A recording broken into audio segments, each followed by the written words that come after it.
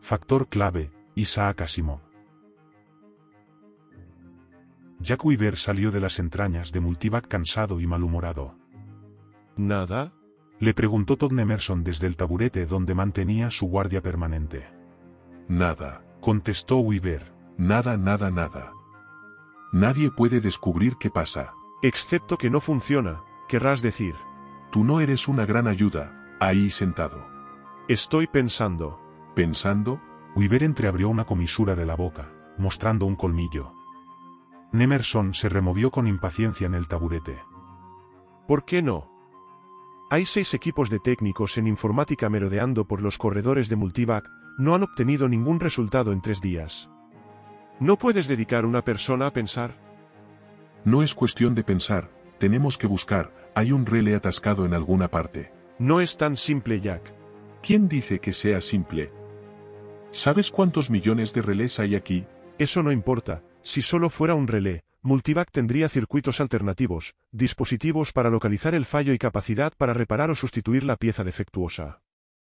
El problema es que Multivac no solo no responde a la pregunta original, sino que se niega a decirnos cuál es el problema. Y entretanto cundirá el pánico en todas las ciudades si no hacemos algo. La economía mundial depende de Multivac, y todo el mundo lo sabe. Yo también lo sé, pero ¿qué se puede hacer? Te lo he dicho, pensar, sin duda hemos pasado algo por alto. Mira, Jack, durante 100 años los genios de la informática se han dedicado a hacer a Multivac cada vez más complejo. Ahora puede hacer de todo, incluso hablar y escuchar. Es casi tan complejo como el cerebro humano, no entendemos el cerebro humano, ¿cómo vamos a entender a Multivac? Oh, cállate, solo te queda decir que Multivac es humano. ¿Por qué no? Nemerson se sumió en sus reflexiones. Ahora que lo dices, ¿por qué no? ¿Podríamos asegurar si Multivac ha atravesado la fina línea divisoria en que dejó de ser una máquina para comenzar a ser humano? ¿Existe esa línea divisoria? Si el cerebro es apenas más complejo que Multivac y no paramos de hacer a Multivac cada vez más complejo, no hay un punto donde. Dejó la frase en el aire. Weaver se puso nervioso. ¿A dónde quieres llegar? Supongamos que Multivac sea humano. ¿De qué nos serviría eso para averiguar por qué no funciona? Por una razón humana, quizá. Supongamos que te preguntaran a ti el precio más probable del trigo en el próximo verano y no contestaras. ¿Por qué no contestarías? Porque no lo sé, pero Multivac lo sabría. Le hemos dado todos los factores.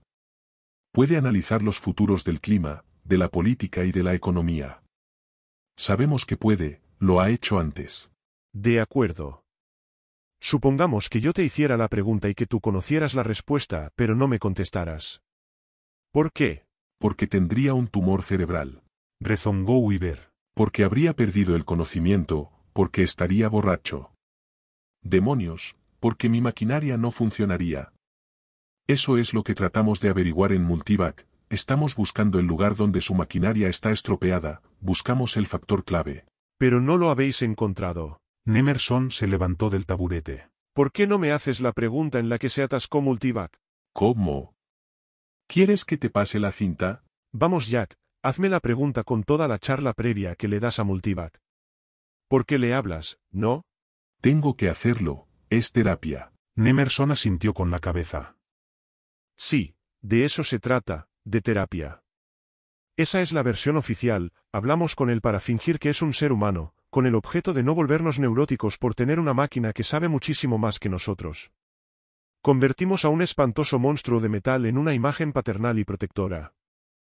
Si quieres decirlo así. Bien, está mal y lo sabes, un ordenador tan complejo como Multivac debe hablar y escuchar para ser eficaz. No basta con insertarle y sacarle puntitos codificados.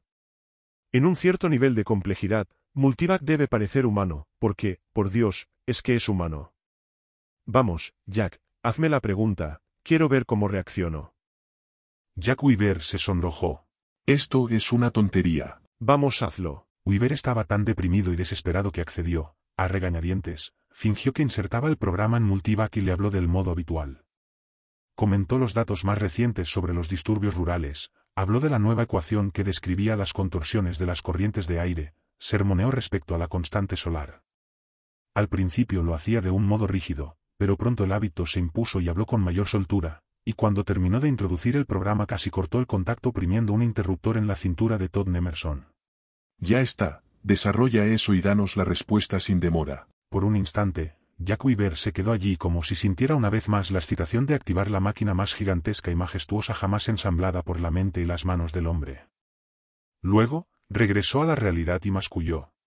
Bien, se acabó el juego. Al menos ahora sé por qué yo no respondería. Dijo Nemerson. Así que vamos a probarlo con Multivac. Lo despejaremos, haremos que los investigadores le quiten las zarpas de encima. Meteremos el programa, pero déjame hablar a mí, solo una vez.